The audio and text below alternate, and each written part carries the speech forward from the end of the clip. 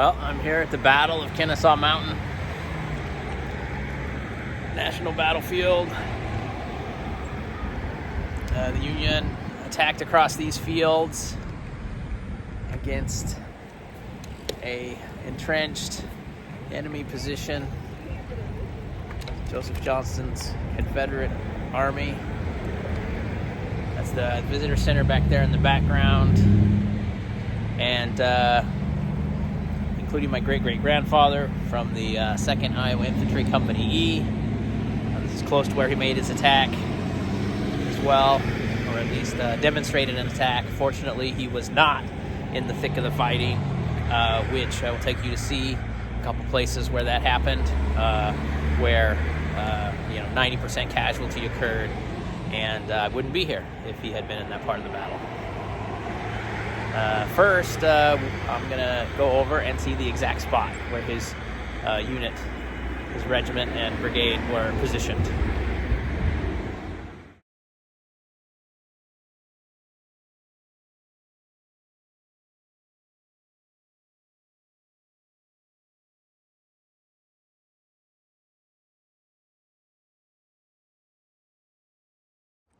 Well, this is it.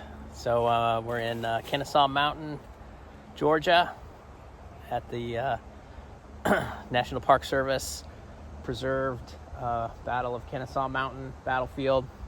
And this is where the 2nd Iowa Infantry, the unit of my great-great-grandfather, Joseph Mack Vance, was positioned on the morning of June 27th, 1864.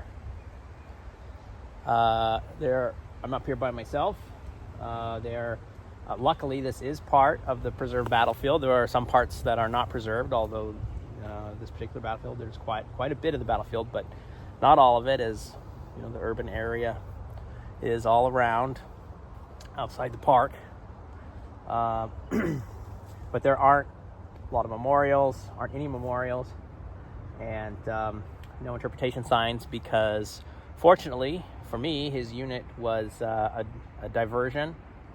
They were just here in reserve and to demonstrate. They moved forward to demonstrate. Like there might be an attack from here, but the main attack would not come from here.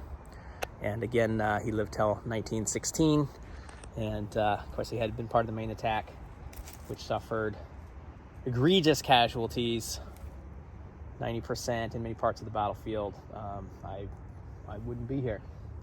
But as you can see down there, so we are on a little hill here. That's part of what helped me find where his unit was, because I could see the elevation, incline lines, topographical lines on the maps I was looking at. And we are up here on a hill. And of course, the attacking forces will have to, if they attacked from here, they would go down and then back up. Sort of a sweeping field, because some of the areas here were forested. This was probably forested, but many of the areas have been cleared for agriculture already. And then, of course, Kennesaw Mountain is very steep. We'll go over there next to see where the main attacks tried to go up the mountain. It is the Union forces were attacking uphill, and they sent in 7 brigades in one spot against one Confederate brigade, and that one Confederate brigade was able to pretty much shoot them all down from behind their earthworks. So we'll go see where that was. Yep, this is it. Fortunately, the 2nd Iowa did not suffer many casualties that day, perhaps not any as far as that I can find, which is good news as far as I'm concerned. And maybe I'll take a few more pictures of the site. The hill goes up on a little bit. There were artillery batteries stationed up here on this hill, and then their infantry was positioned around it. Again, the 2nd Iowa Infantry, and Joseph Vance was in Company E. That is, there's a railroad track down there also, which you can't see it from here, but that's the other way I was able to pinpoint this location. The old road is still old Highway 41 there, and then the railroad track down there, and then I walked up this little hill here to where Rice's brigade and the 2nd Iowa were stationed. Thanks.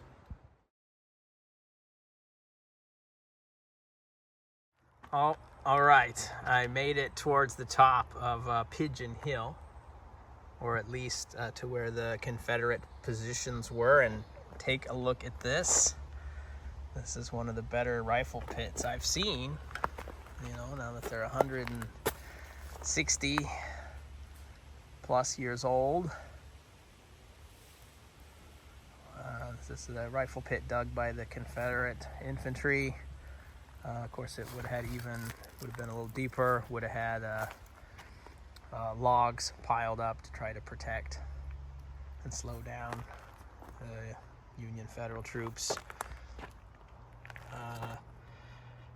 And this hill, yeah, it wasn't that easy for me to come up without thousands of bullets flying at me. It was pretty darn steep and rocky. And then take a look at those 3 rocks there. Here is a photograph from just after the battle, where those 3 rocks are. So you can see exactly where this picture was taken in the Confederate earthworks that they dug. Makeshift. There they are. And, you know, I should have... You can see how steep this is. There's sort of a crest there.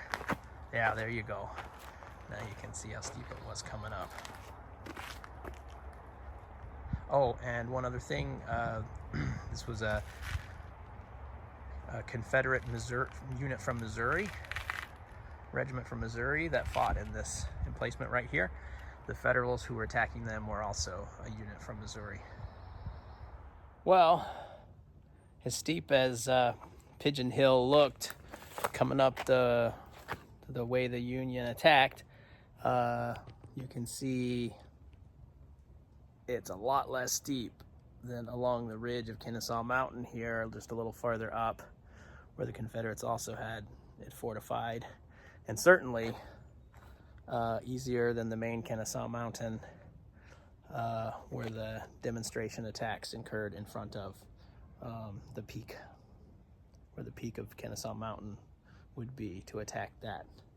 Does seem a little predictable, though, that the Federals wouldn't attack on the highest part of the mountain. All right, this is actually an entrenchment a little bit farther down the mountain, since the Confederates had to make sure they weren't outflanked by any attacking force, of course. And this gives you a good feel for what it would have been like for the Federals to come up over one of these rifle pits. It runs the length of the entire mountain here.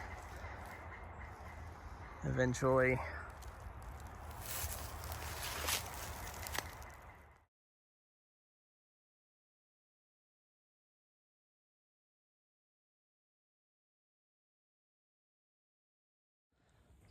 All right, we've arrived at the most famous or infamous part of the battle, maybe a better word. Cheam Hill, where the dead angle is located. And it was across this field here, up this hill, across the field and up the hill, that the main Union attack took place, along with the one we saw over at Pigeon Hill. But this one was more famous because it was even more deadly.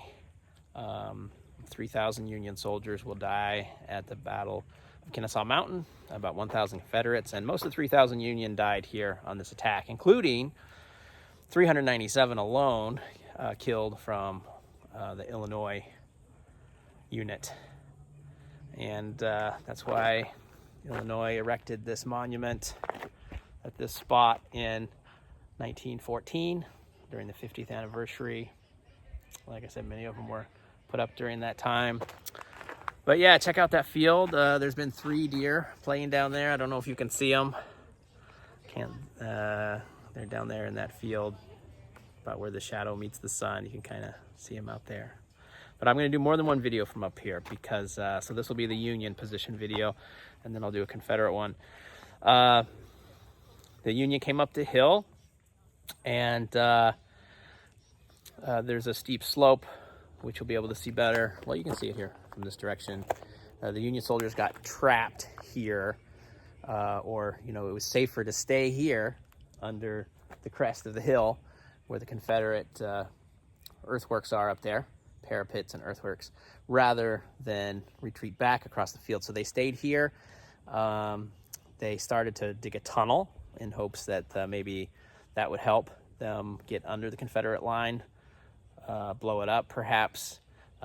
Seems like a pretty desperate idea to me at this point, but I guess that was all they could do at the time.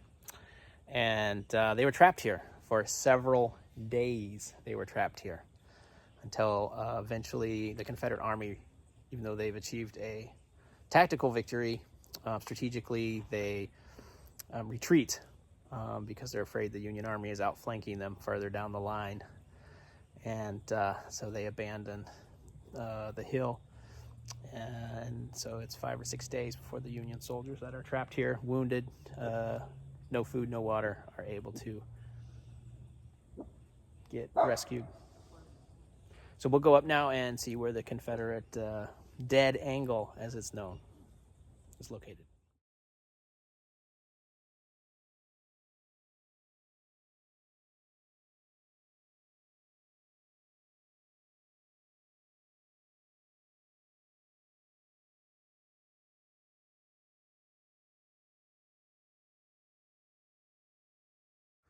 All right, well, a view from the Confederate position here of Cheam Hill, the most deadly part of the Battle of Kennesaw Mountain, known as the dead angle.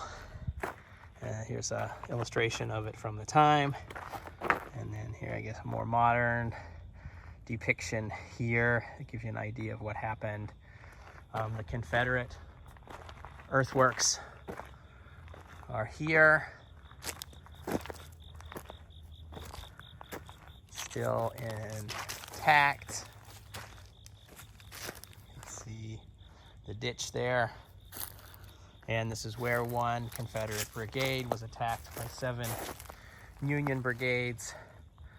But the hill was open ground at the time as well, as you saw from the illustration. And then it gets very steep. And in front of this monument, basically, that was placed here to the Illinois units that attacked, underneath the crest of the hill and the earthworks here, the Union soldiers that made it across were trapped there for several days. The ones that survived, that is. This is where about 90% death rate took place. And many of the 3,000 casualties at the Battle of Kennesaw Mountain occurred. Take another glance around at the Confederate position here.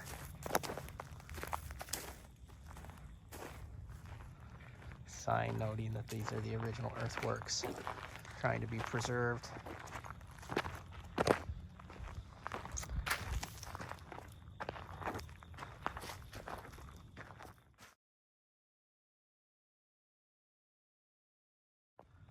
I should note that some of the Union soldiers made it all the way to the entrenchments and were either killed, wounded, or captured, actually, in hand-to-hand combat. Colonel Dan McCook was one of them. He also had read the ancient Greek poem Horatius to his men before the battle. And once in a while you'll see a marker here to an individual officer or soldier that was killed during this attack. Some of them very close to the Confederate line, if not right in front of them. All right, well, this part of the battlefield warrants yet another portion of the video. I've walked several hundred yards around the angle. You can see the Confederate earthwork continues this far continuously from where we were and continues to go on and on. But the Union assaulted all along here as well, not just where the monument was. There were well more than 10,000 Union soldiers in the attack. And couple of thousand Confederates defending, and a lot of them were killed either in the parapet or in front of the parapet. And this is the last body recovered from the battlefield in not until 1938, which would be about the 75th anniversary of the battle. You see the sign here, 1938. So you could tell it's a soldier, but the insignia did not indicate whether it was, you couldn't tell whether it was Confederate or Union. And so not only is that unknown soldier buried here, but he is buried only as an American soldier, a U.S. soldier. And was buried with both Confederate and Union flag in a ceremony just to bury a Civil War soldier. And this is his grave marker, grave of an unknown soldier here on the battlefield of Kennesaw Mountain. All right, one more kind of interesting highlight of the battlefield here is this cannon parapet up on top of Cheam Hill, the hill named after General Cheatham's division that defended the dead angle down there. But up here, up above them, is these camouflage cannons, which were hidden and not fired at the Union the previous several days, so they didn't know they were here. And then when the Union got to point blank range, these were opened up with canister shot at them, also adding to the casualties. But yeah, the original parapet built here. By the way, the Confederate Army moved into this position about June 19th. The battle takes place June 27th. So they had 7 or 8 days, about 7 days, I guess, because the battle started on the 27th, to build these fortifications. They did use black slave labor to help. But of course, the quicker you built your fortifications, the better chance of your survival when the battle came. So they were normally enthusiastically dug by everybody available. And we saw how effective they've been. The kill ratio about 4 to 1 here. You could argue casualty ratio maybe 6 to 1. The advantage to the defender. So 2 other observations that I wanted to share after visiting a couple of these national battlefield sites in Georgia here, but I visited them other places, but I really noticed it here. 2 things. One is the houses and the people that live in and around the battlefield. Obviously there was some private property already even before the war, and that never got included in the battlefield, or there's just houses close by. It's just something you would not see out west, right? Of course, we don't have large Civil War battles and things in the places I've lived in Idaho and Hawaii, but interesting. The second thing is, of course, in Idaho, we have no shortage of public land. About 80% of Idaho is either, state, federal, BLM, national forest, national wilderness. So we have no shortage of public land. But back east here, I really notice there's actually more people here at these battlefields, especially this one at Kennesaw Mountain, people recreating, hiking, picnicking, getting exercise. These Civil War battlefields that have been preserved are important part of the public land back east here for people. So a silver lining, I guess, from the death and destruction and then preservation of these areas, that they're otherwise all this land would have been developed for some other purpose, but it's been the natural beauty has been preserved. You can see the forest here all around Kennesaw Mountain, and a giant trail system. I don't know how many miles of trails they must have here. It must be dozens of miles. Interestingly, related to that, just made me think of it, there were 11 miles of Confederate earthworks that were built to defend the mountain for that day on June 27th. All right, I'm up here in the Confederate cemetery, the main part of the cemetery here. You see the Confederate battle flag and national flag flying. Interestingly, it's the second national flag. The Confederacy went through 3. This one's known as the Stainless Banner, probably because the date the cemetery was founded, that was the flag at the time, I'm guessing.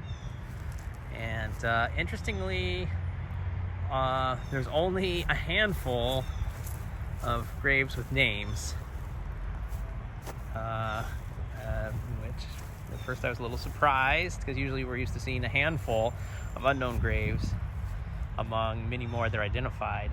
But the Confederacy probably had a pretty difficult time, as they were, some battles they lost, some battles they won, they had to retreat. The dead were sometimes buried hastily and recovered later. Even the Union dead were recovered later in the case of the Battle of Kennesaw Mountain in 1866. And so, and they originally had wooden markers, because the Confederacy didn't have any money after the war, expended at least half their wealth fighting the war. And yeah, these, so probably a lot of them weren't known to begin with. There were no dog tags. If they were known, the wooden markers often didn't last long. And so all these smaller white stone markers were placed in 1902. And yep, none of them have any names on them. There are some monuments and a few graves with names around the cemetery, but not very many.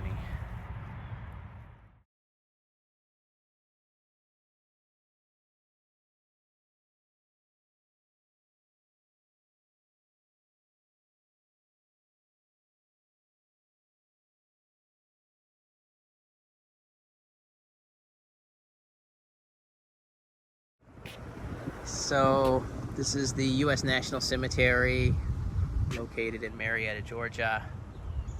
Many of the soldiers who died at the Battle of Kennesaw Mountain and elsewhere around here during the Atlanta campaign and the other battles around this area during the Civil War are buried here.